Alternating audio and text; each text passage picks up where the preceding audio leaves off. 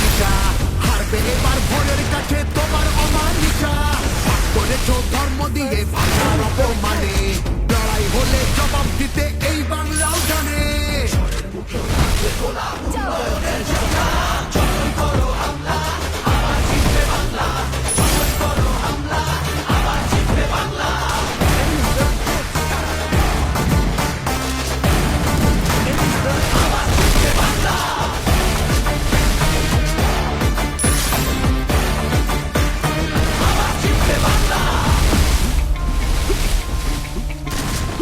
নেতাজি আর রবি ঠাকুর থেকেছেন এই জিতে, একটা সুযোগ ছাড়োনি তাই তাদের আঘাত দিতে।